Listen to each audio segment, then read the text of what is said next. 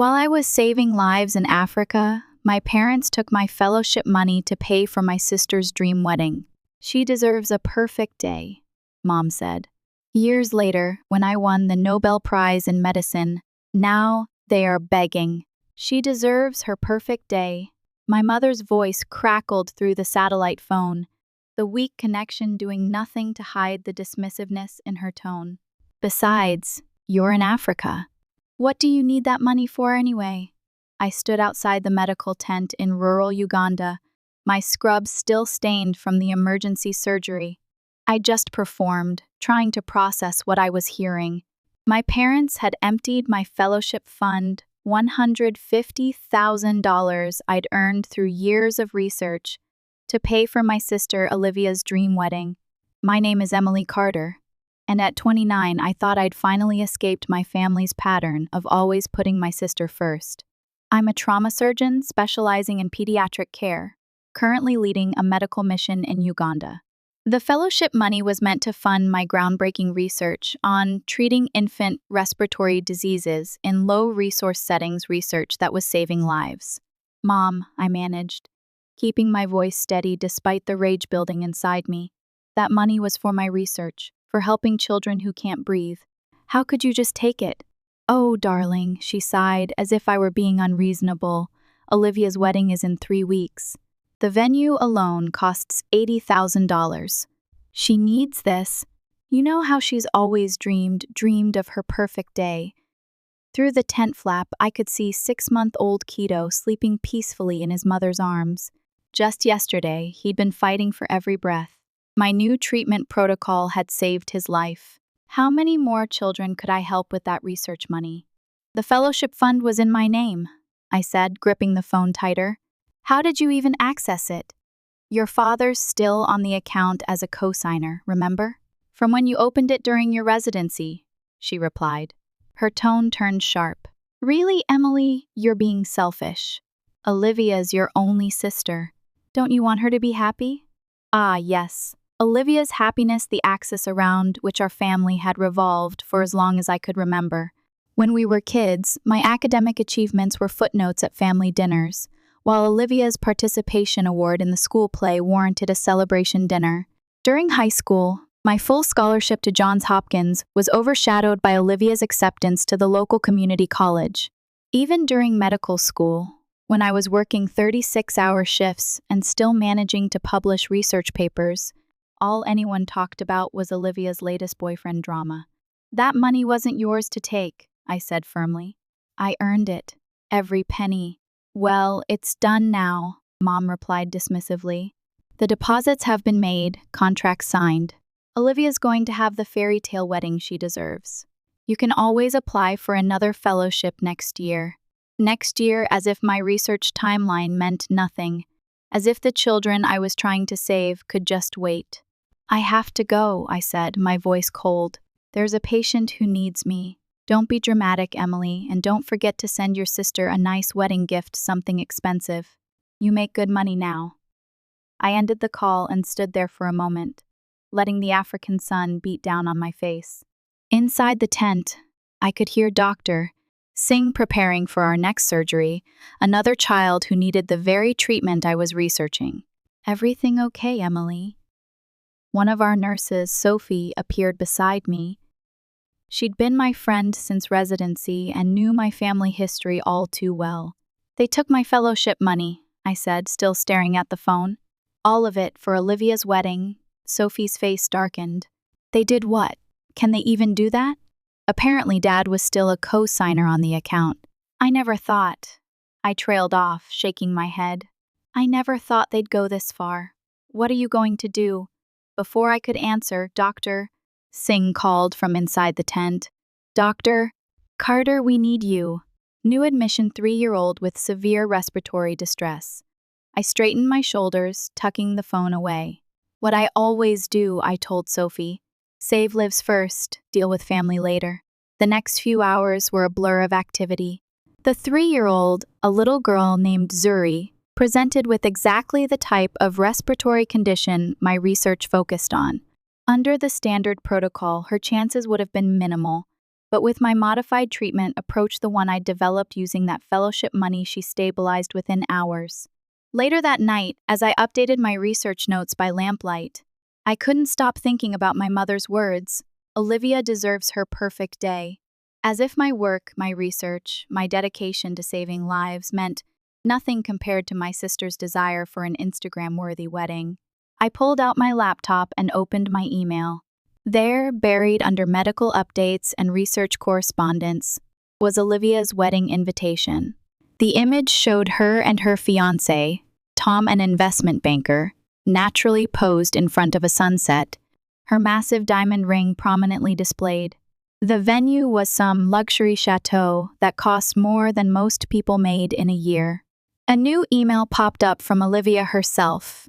"Emily, Mom told me about the wedding fund situation. I know you're probably mad, but try to understand this is my special day. And let's be honest, you're always so busy with your doctor stuff. You probably wouldn't have used that money anyway.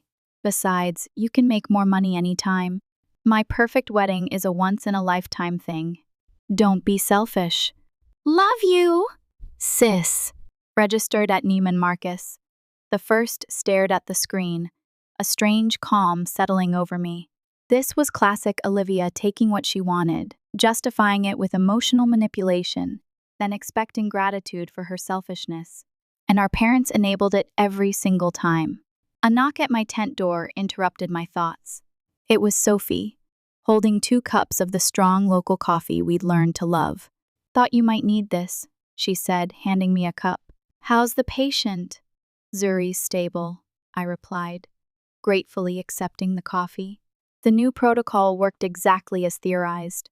If I can complete this research, we could standardize the treatment across similar facilities, save thousands of kids. Sophie sat down beside me, glancing at my laptop screen. "Your sister's still a piece of work, 1C. I nodded, taking a sip of coffee. You know what the worst part is? They genuinely don't see anything wrong with what they did. In their minds, Olivia's wedding is obviously more important than my research, than these children's lives." "So, what's your plan?" I closed the laptop, my decision crystallizing. "First, I'm going to call Dr. Hayes at Johns Hopkins. He's been following my research. Maybe he can help secure emergency funding to continue the work. And second," I said, a small smile forming. "Second, I'm going to focus on what matters, these kids, this research, my career. My family made their choice. Now I'm making mine."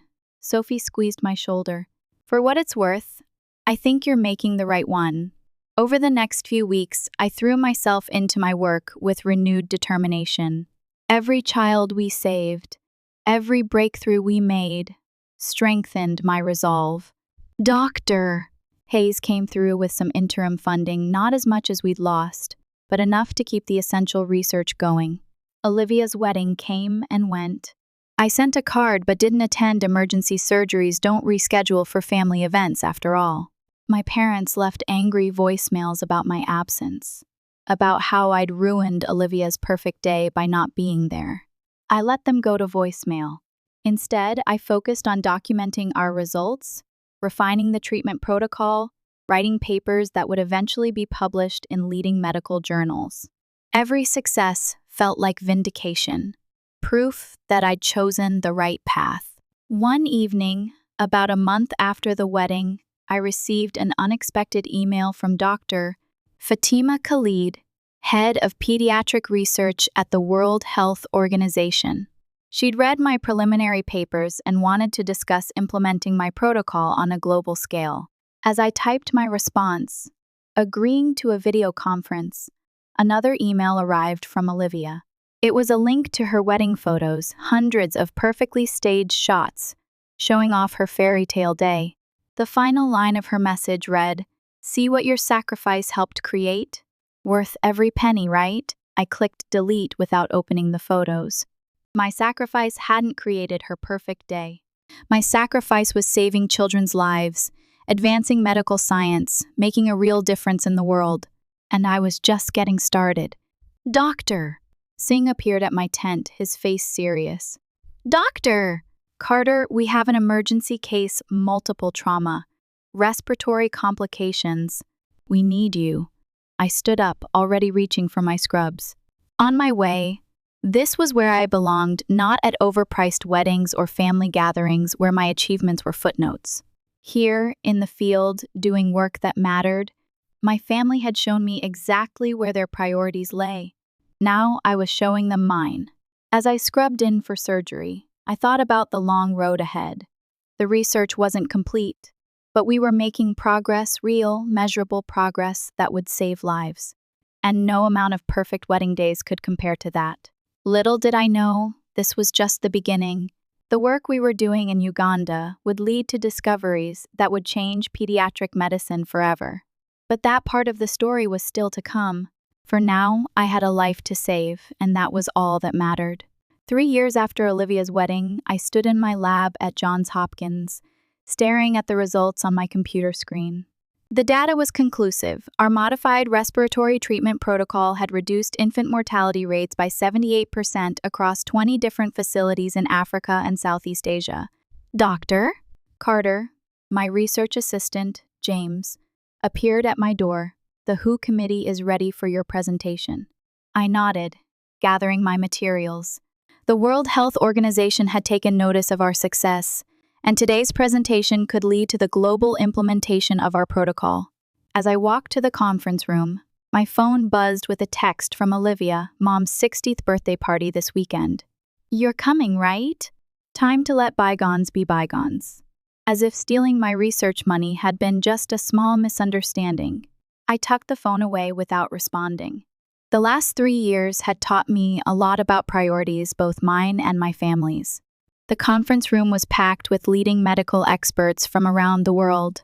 Dr. Khalid, who had become a mentor and ally, gave me an encouraging nod as I took my place at the podium. 3 years ago, I began. We faced a critical challenge in treating infant respiratory distress in low-resource settings. Today, I'm presenting a solution that has saved over 10,000 lives. As I walked the committee through our findings, I couldn't help but think about how different this moment might have been if my family hadn't taken my initial funding. The setback had forced me to be more innovative, to find alternative resources, to prove myself beyond any doubt. After the presentation, Dr. Khalid pulled me aside. The committee was impressed, Emily. Very impressed. They're recommending immediate global implementation of your protocol. That's incredible news, I said, feeling a wave of validation. There's more, she continued. The Gates Foundation wants to fund your next phase of research, $20 million.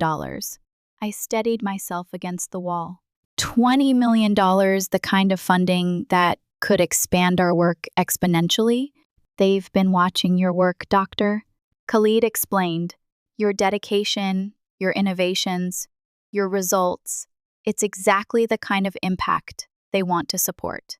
That evening, as I sat in my office completing the paperwork for the grant, another text arrived from my mother. Emily, this silence has gone on long enough. Olivia's pregnant, you're going to be an aunt. Surely that's more important than holding on to old grudges. I thought about Zuri, the little girl we'd saved in Uganda. She had just started school, according to her mother's last update.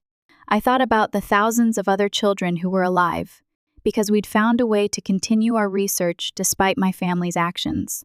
I typed a brief response, congratulations to Olivia. I'm in the middle of important work. Minutes later, my father called. I let it go to voicemail. Emily, this is ridiculous, his message played. Your sister needs her family around her during this special time. You can't keep punishing everyone because of one little financial disagreement. We raised you better than this. One little financial disagreement. The dismissiveness still stung, even after all this time, but I had learned to channel that hurt into determination. The next morning, I met with my research team to plan the expansion of our program. The Gates Foundation funding would allow us to establish treatment centers in 50 new locations, train hundreds of local medical professionals, and save countless lives. Dr. Carter, James said as we wrapped up the meeting, CNN wants to interview you about the WHO implementation. They're calling your protocol a revolutionary breakthrough in pediatric medicine. I thought about my father's words. We raised you better than this. Yes, they had. They had raised me to work hard, to pursue excellence, to make a difference. It wasn't my fault that they only seemed to value those traits when they appeared in Olivia. The CNN interview aired globally. I talked about our work, the children we'd saved, our plans for the future. I didn't mention my family or the stolen fellowship money. Success, I had learned, was the best response to betrayal. That evening, Sophie called. She was now heading her own medical mission in Southeast Asia, implementing our protocol in remote communities. I saw your interview, she said. You were amazing. Have they seen it? Probably, I replied, knowing she meant my family.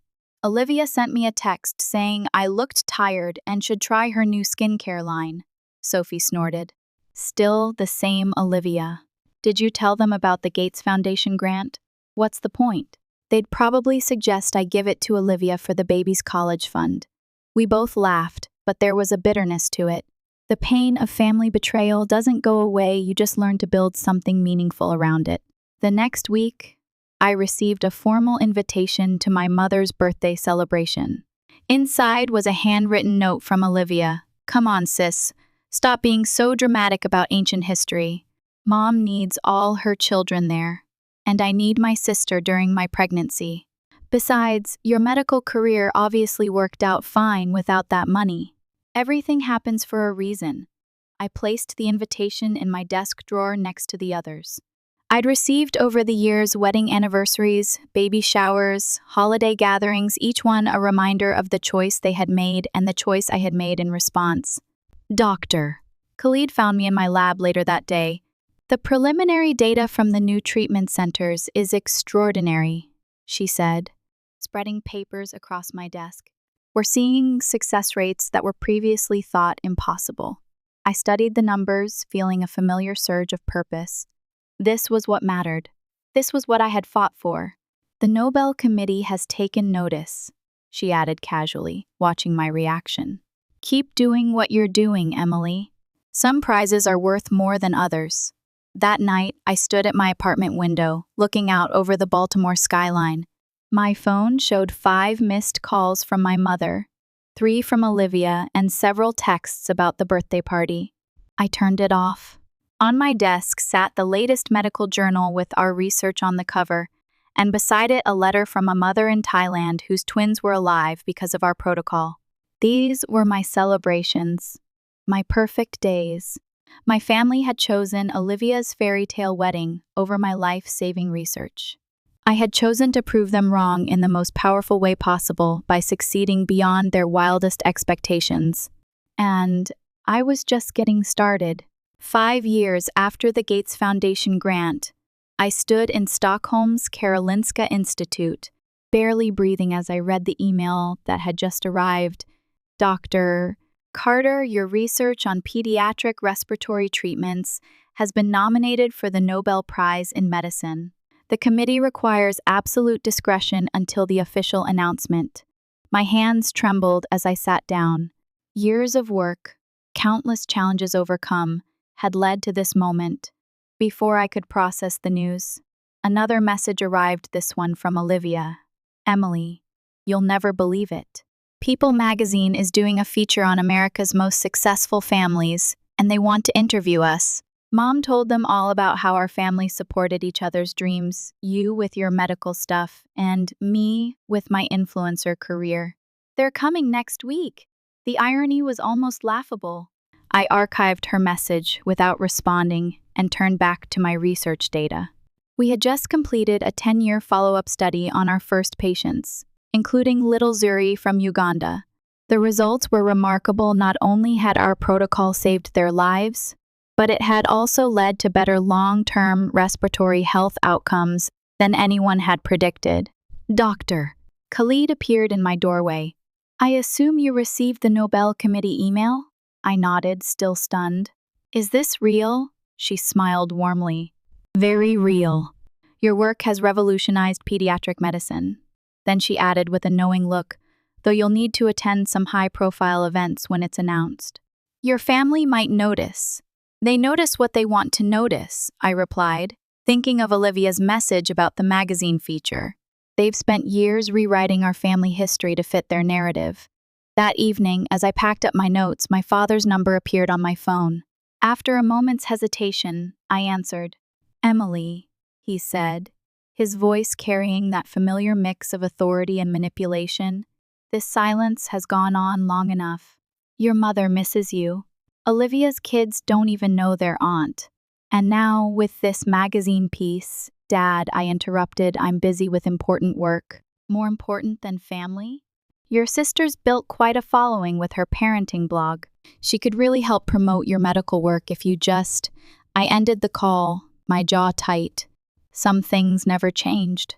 Even now, they saw my life's work as something that could benefit Olivia's social media presence. The next morning, headlines across the medical community announced another milestone. Our treatment protocol had been adopted by every major pediatric hospital worldwide. My inbox flooded with congratulations from colleagues and grateful messages from parents whose children we'd saved. Among them was an email from my mother, "Darling, saw something about your medical work online. That's nice, but really, this feud has gone on too long. Olivia's doing a parenting workshop at the Four Seasons next month. She's willing to give you a speaking slot about children's health. Wouldn't that be wonderful? Time to be a family again." A speaking slot at Olivia's workshop, as if that compared to the thousands of lives we'd saved, the global impact we'd made. I archived her email alongside the others. Dr. Hayes, my old mentor from Johns Hopkins, stopped by my office later that day. "The whispers about the Nobel are getting louder," he said, closing the door. "Any thoughts about the ceremony?" "Family usually attends." I thought about the moment my parents had chosen Olivia's wedding over my research, how that betrayal had fueled me to work harder, reach higher, prove myself beyond any doubt. "My real family will be there," I said, thinking of Sophie, Dr. Khalid, and all the colleagues who had supported me when it mattered, the people who believed in this work from the beginning. That night, I received a final email from Olivia. "Emily, you're being absolutely ridiculous. Mom and Dad gave me that money because they knew I'd make good use of it. And look, they were right. My wedding photos went viral, launched my influencer career, and now I have millions of followers. Everything worked out perfectly.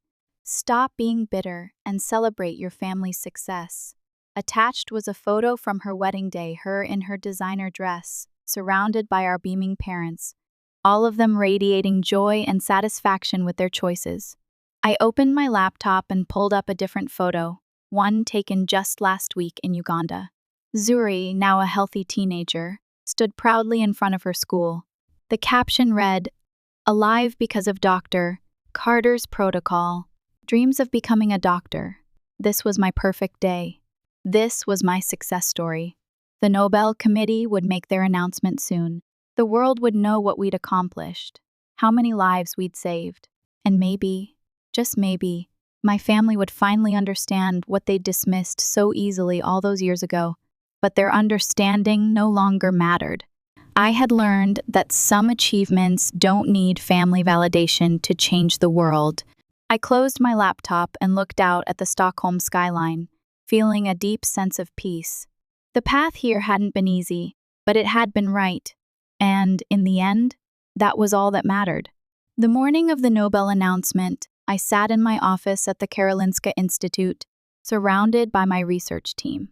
The live stream from the Nobel Committee played on a large screen before us. My hands were steady, though my heart raced.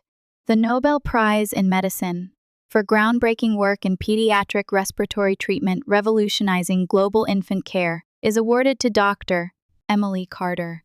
The room erupted in cheers.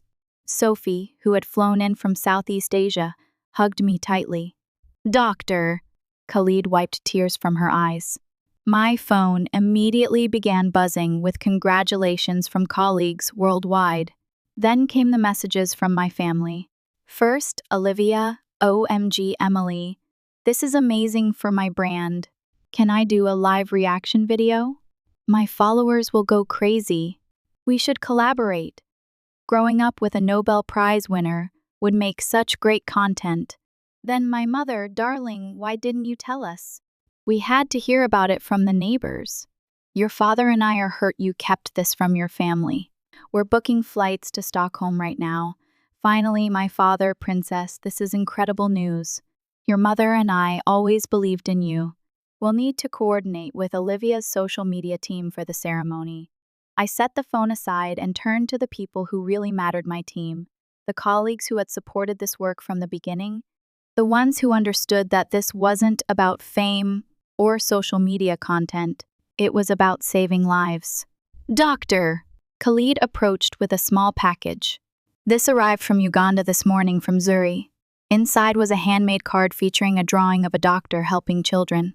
The message read, "Congratulations, Dr. Carter! You saved my life, and now I'm starting medical school next year. You showed me that anything is possible." That afternoon, as reporters gathered outside my office, my parents and Olivia arrived unannounced. They breezed in, dressed for the cameras. Olivia already lives streaming on her phone. And here we are, surprise visiting my brilliant sister. Family is everything, followers. I stood up from my desk, my Nobel citation in hand. Turn off the camera, Olivia. Something in my voice made her comply. My mother stepped forward, arms outstretched. Darling, we are so proud, stop, I said quietly. You don't get to be proud now. Emily, my father started. Whatever happened in the past, you mean when you stole my fellowship money? When you dismissed my research as less important than Olivia's wedding? That passed? Olivia rolled her eyes. Are you still upset about that? Look how everything worked out, you won a Nobel Prize. No, I corrected her. I won this despite what you all did, not because of it. This prize represents thousands of children who live because we found a way to continue our research after you took our funding. I turned to my parents.